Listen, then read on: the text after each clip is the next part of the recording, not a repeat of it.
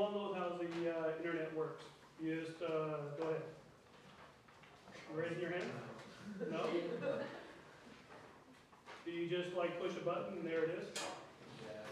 Yeah. There's a lot more detail to it than that. So if you look at, well, it hasn't gone by yet, but if you look at it, it actually kind of goes like this. You have your ISP. Y'all know what that is, yes? Internet service provider? Okay, let's make a little block diagram here. There's that, right? You have your satellite that comes up here, which feeds back. So you have your little satellite, right? Okay, then from your ISP, it goes into your institutions. And it also goes and feeds into homes, other places that have it, okay? Now, what do you suppose is connecting these two right here? Giant wire. Well, cable, there you go. You have your cable. You have your cable systems like Comcast and stuff like that. So you have your cable, and you also have optics, your optical cables. Okay, basically it's your high-speed stuff. All right, it's going to be shooting light instead of an RF signal through the line. Okay, you know the differences between those? One's a pulse, and the other one's a sound wave type thing. Okay? RF sound wave? Huh? RF sound wave? Not technically, no, but for people to understand it, then there you go. All right, what is it? Did you say RF? Yeah, radio frequency, what is it? It's more like light frequency. It's a part of the electromagnetic spectrum.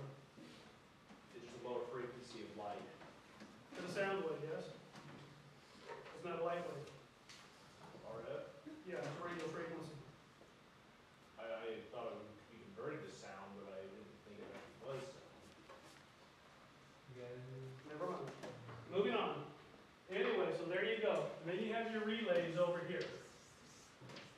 Okay? So you have your ISP, you have your relays, you have some signals coming down here in digital format. Okay? You have your ISPs, which are going to be transmitting to your relays so that everybody else can use their service. Okay? Then you come over here and you have what they're experimenting with now, which is Wi-Fi.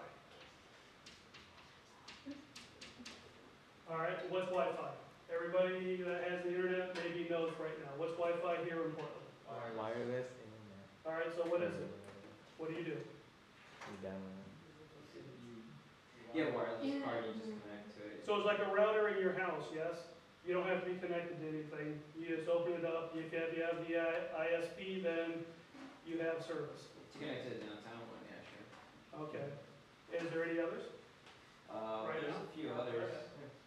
Where? Well, I just know that there's different services that offer that. I know that Sprint and Verizon and a couple other ones. So your cell phones, right? Cell We'll get to phones. that in a little bit. Okay. Okay. So there you go. You have your little network right here of your internet right here, right? So what do you need in order to access this internet? Cable? No. You need a lot more than just a cable. So there we go right there. And that's going to be on your handout right there, but it's in a block diagram right there. You'll see it. It's multicolored. It's not the statistical page, but it's the other diagram. Okay, what you need is you're going to need a source of income. You're going to be able to pay for it, right? Okay, then you're going to need a hard line, which is a phone line. Right? Otherwise, you're not going to get anything. Really? Phone or cable. Cable? Yeah. Is that a hard line? I have no idea. Yeah, it's a hard line. It's a physical line. It's a hard line. Well, they offer satellite also, and the Wi-Fi. That's it. So then that's going to be down to a dish, right? So you're going to have a hard wire to the dish in order to get the signal to your system, correct? So, Okay. so there just has to be a source. That's what you're saying. Pretty much. Okay. All right, then you're going to have to, if you have your source, you have your hard line, right, to get your connection. Okay, then you have to have, for your hard line, which is going to be your phone. And if you don't have that, you're out of luck.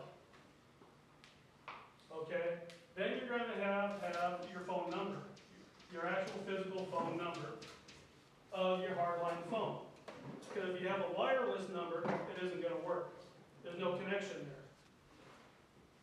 All right, then you're gonna need a bank account, because you're gonna have to place something like so, okay? And they're gonna, usually on your payments, let's see, like for net zero, it's going to be a automatic withdrawal. All right, you're not gonna be able to pay by check, and you're not gonna be able to pay by money order. Okay, so it's an automatic withdrawal. Then you're gonna have your ISP, the person providing the service.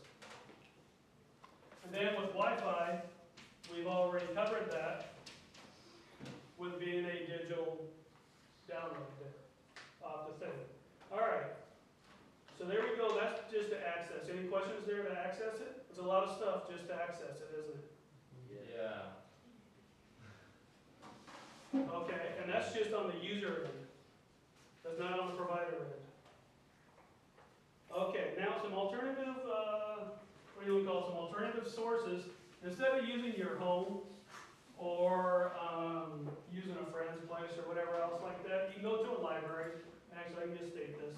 You go to a library, you go to educational facilities, which are basically PSU, you can go to your community college campuses if they give you access, that type of stuff. You can go to cafes that have a wireless thing, and you have a laptop that's already initialized. Now that's something that we didn't cover. Initialization of the service, you have to have a hard line in order to initialize your laptop, otherwise you will not get service. Yeah, I tried it, Mylar Library. All right, and you can also use your cell phones if it offers the service. You have a question? No, I'm just trying to figure out what you mean by initialize and the Initialization means that you're actually booting up your computer and you're connecting with your ISP provider. You're logging on. Pretty much, yes. If you don't have a hard line to do that first, or access to one, your laptop is ineffective because it's not going to pick it up. Oh, that's for PCs. For Macs, I think, they just, Is it for Macs? I don't know, I mean, I'm just trying to remember if I've ever done that, and I don't think I have, and so it must be because I have a Mac. Yeah, the Mac just automatically tells you, here you are, you have this wireless or whatever. No. It's initialization of the service. Not just meaning that you're going to have it and use it. You can't just open up your laptop and say, okay, here it is. It's like it'll have the stuff for AOL or your service provider, okay? But if you cannot connect to the service, the hard line, then it's not going to initialize. And not only that, but it goes into also your software.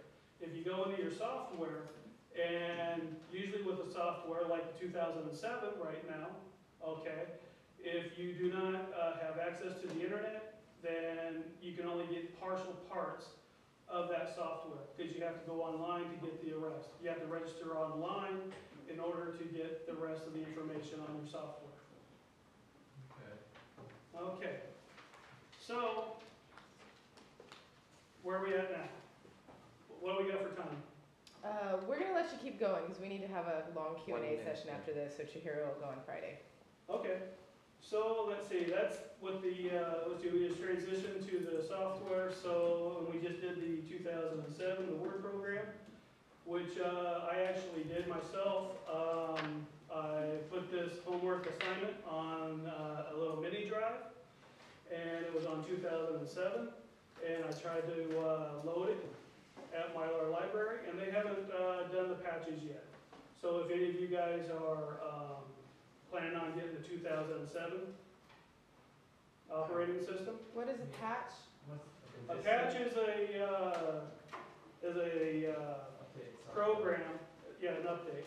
A program that the company like Intel, whoever does the program of the initialization, will finish off it so that there's a forward upgrade so that the system can be used on the prior system. PSU hasn't done that yet either. No. Okay. Any other questions? Okay, now